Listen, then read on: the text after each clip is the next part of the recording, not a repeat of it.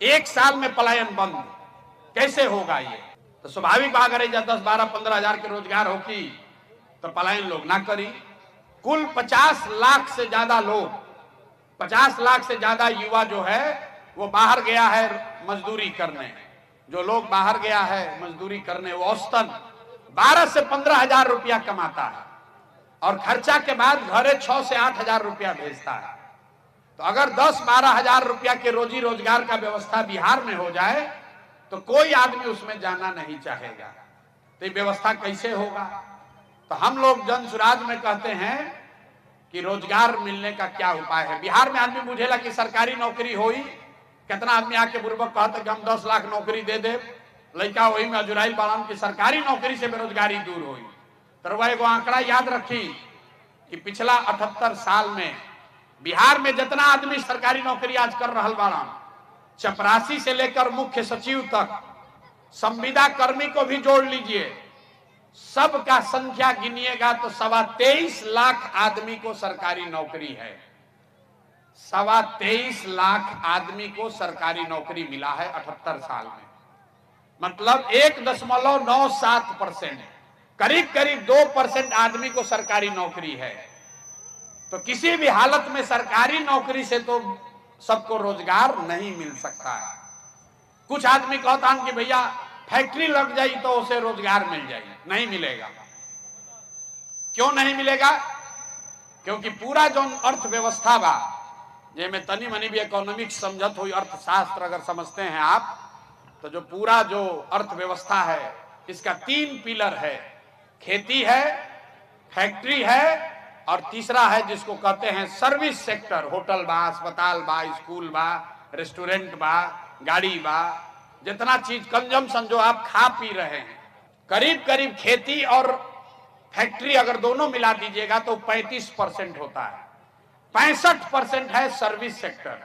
Saloon कोई खोला है, कोई मिठाई का दुकान खोला है, कोई रेस्टोरेंट चला रहा है, कोई स्कूल चला रहा है, कोई अस्पताल चला रहा है, कोई टैक्सी का धंधा किया है, ये सब सर्विस सेक्टर है।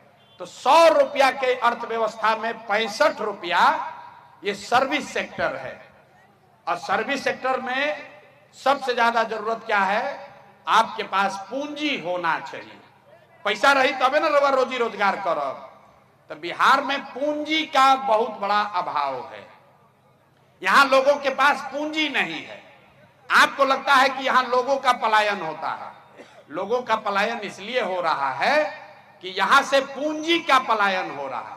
एजा बैठल इतना आदमी बारन, बहुत विद्वान लोग भी बैठे हुए होंगे, आपको यह शायद पता नहीं है कि बिहार से हर साल 2.5 लाख करोड़ रुपया, 2.5 लाख करोड़ रुपया बैंक, जो आप और हम अपने बैंक में यहां जमा करते हैं, 2.5 लाख करोड़ रुपया बैंक वाला बिहार से बाहर भेजता है। गुजरात में, तमिलनाडु में, उत्तर प्रदेश में, कर्नाटक में, आंध्र प्रदेश में।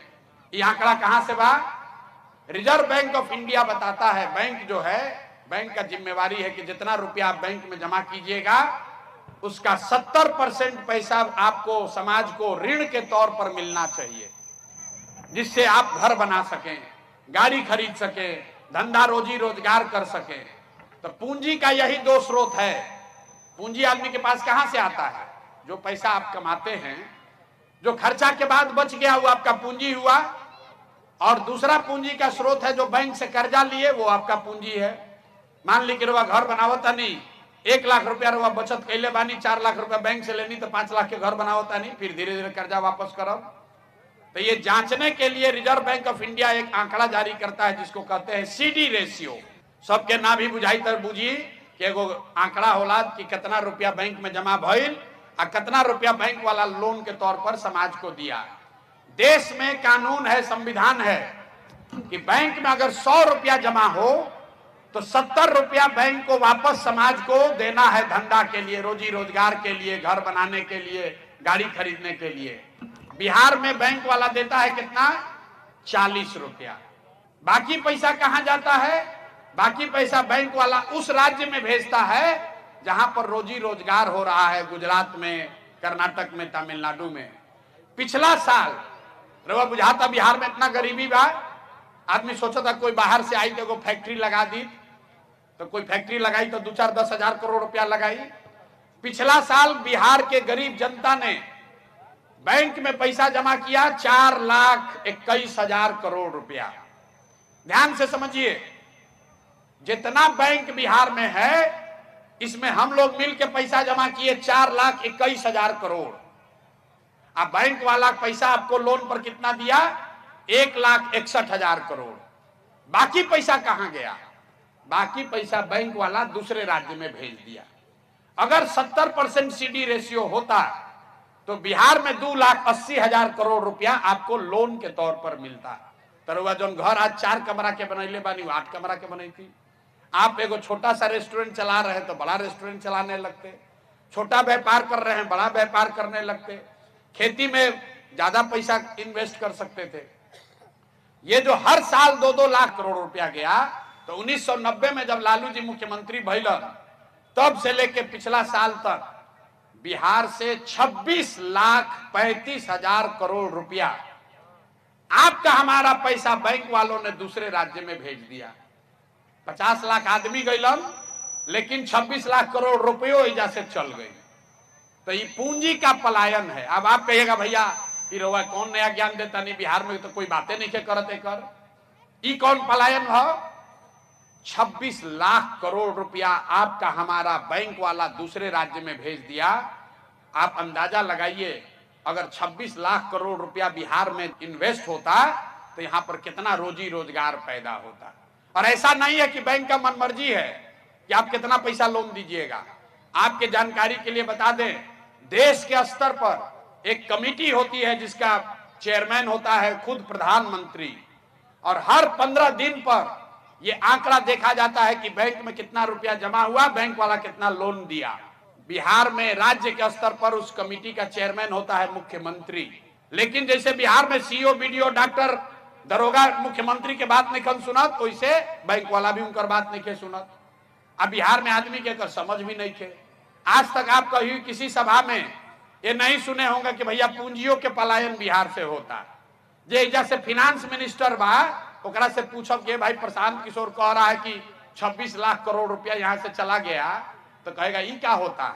तो जन सुराज का मंत्र ये है कि अगर बिहार में 70% जो राष्ट्रीय औसत है, अगर बैंक के साथ मिलकर सीडी रेशियो को सुधार दिया जाए तो हर साल 2.5 लाख करोड़ रुपया एक्स्ट्रा पैसा यहां पर लोगों को मिलने लगेगा, घरे घर रोजी रोजगार होने लगेगा।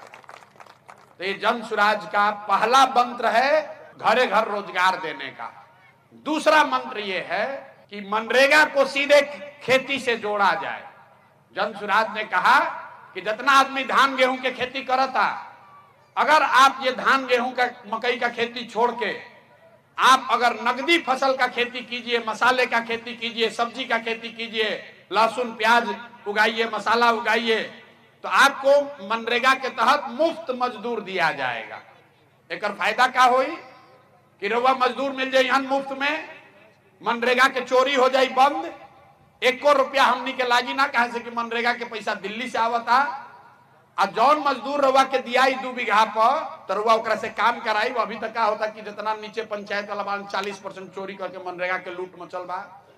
तो जो कृषि का पलायन है, एक और लोग जाता पंजाब में, हरियाणा में खेती मजदूरी करे, आ एजा जे खेती करता वो कहता भैया क्या है, पहले खैनी खेती करत रही, पहले प्याज उगावत रही, लेकिन मजदूर मिलते नहीं, कहीं से खेती बंद कर देनी।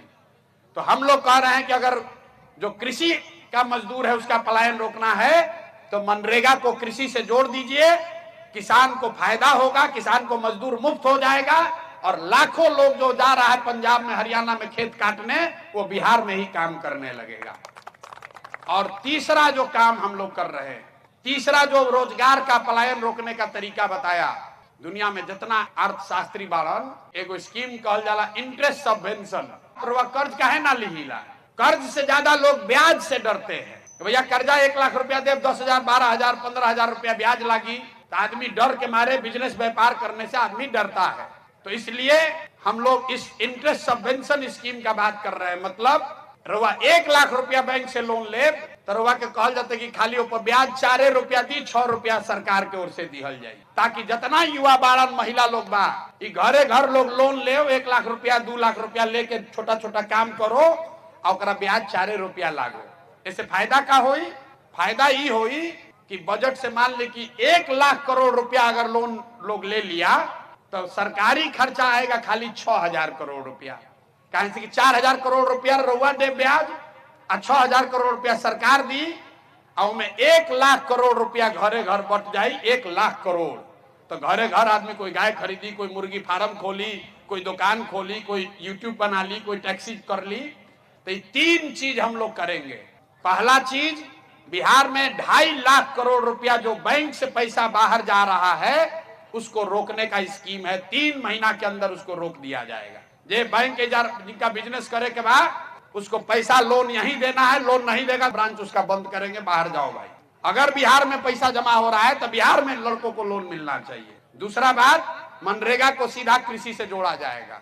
और तीसरी बात, जितना महिला युवा है जो कर्ज लेकर बिजनेस व्यापार करना चाहता है उसको खाली 4 रुपया ब्याज पर लोन मिले ताकि सब आदमी घरे घर रोजी रोजगार कर। तो ये 3 रास्ता है मेरे भाई। पूंजी की उपलब्धता सबसे ज्यादा जरूरी है। एक रवा बोल चाल के भाषा में कर उदाहरण समझी। मान ली कि रवा बाल काटे आवता, रवा मन भइल कि एकमा में जाके एगो भैया हम सैलून खोली, रवा बिजुन 20,000 रुपया बा, रवा एकमा गईनी तो पता चलल कि दुकान सैलून खोले में 1 लाख रुपया खर्चा हुई, तो रवा बिजुन तो 20,000 रुपया बा। रवा बैंक के पास गईनी, भैया हमरा के लोन दी 70,000, हम सैलून खोले चाहता नहीं, बैंक वाला बिहार में लोन नहीं देता है। तो 20,000 रुपया का क्या होगा?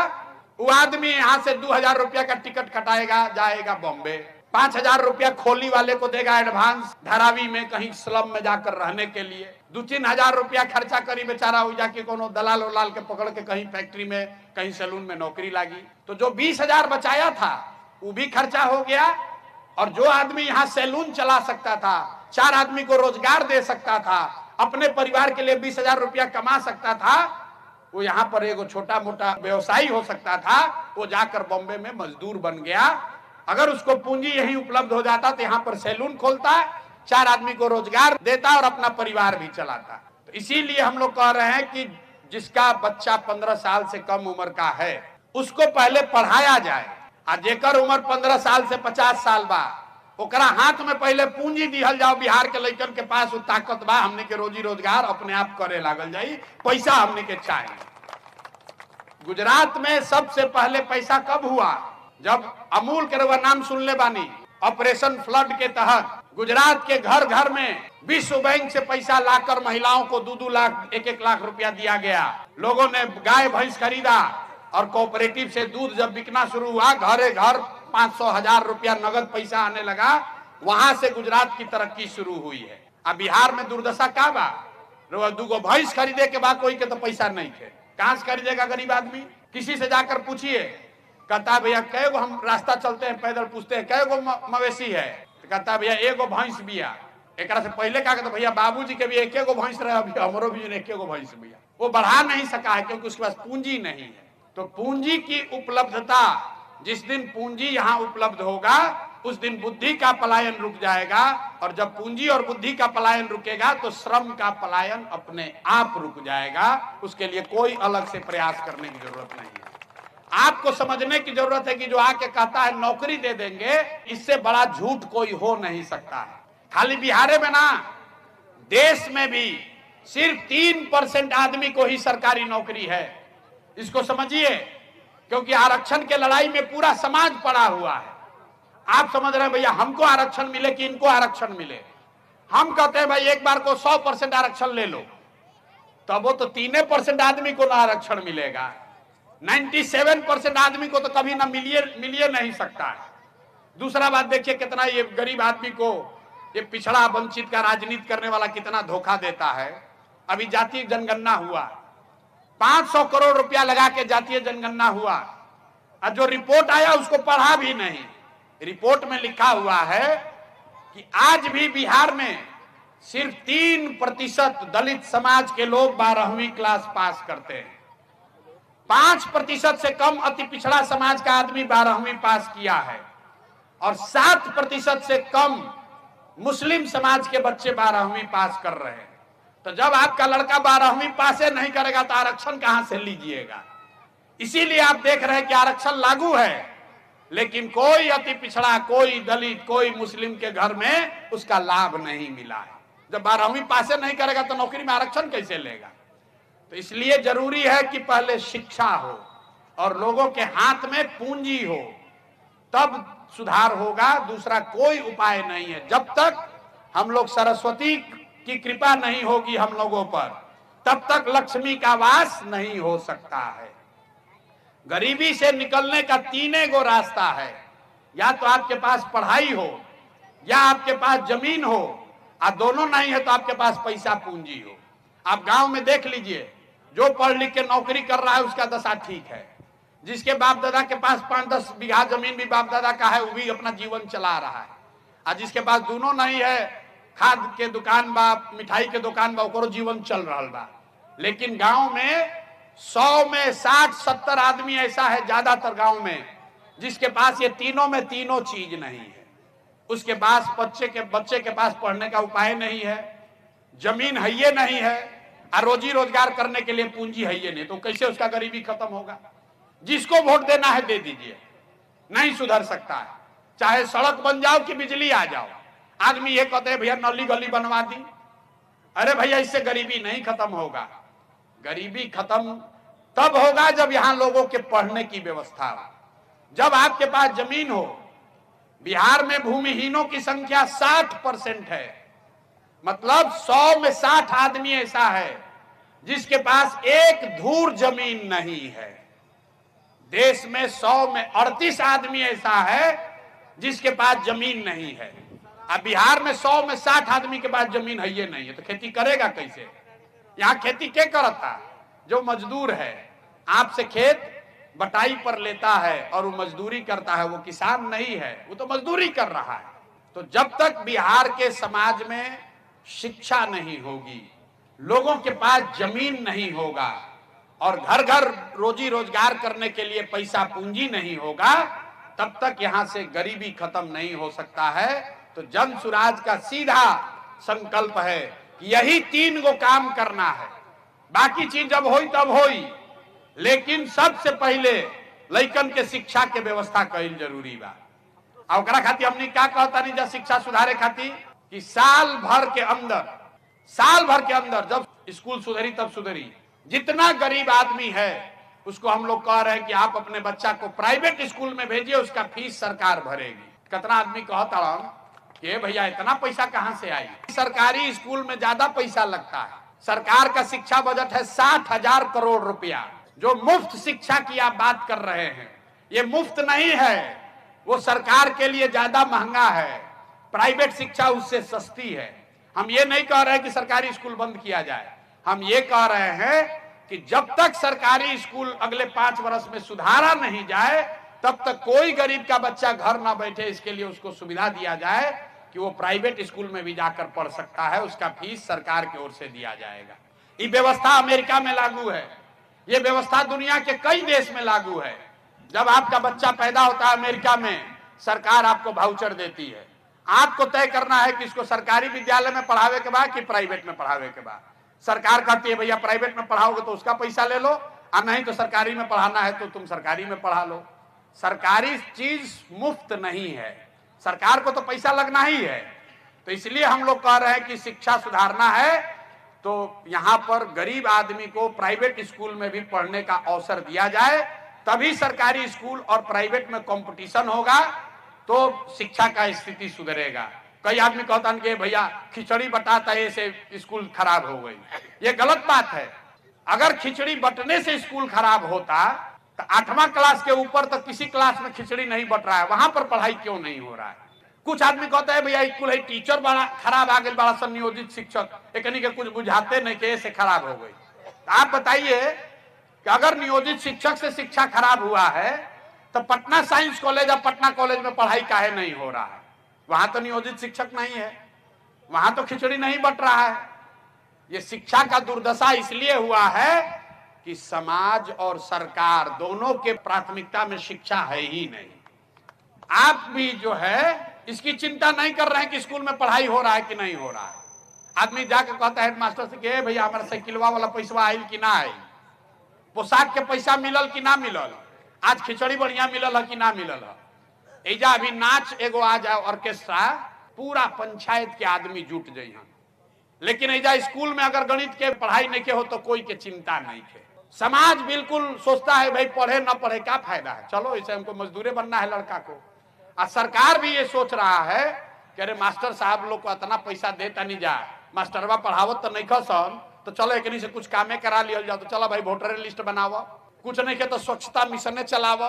तो सरकार और समाज दोनों की प्राथमिकता में शिक्षा नहीं है, इसीलिए ये पतन हुआ है।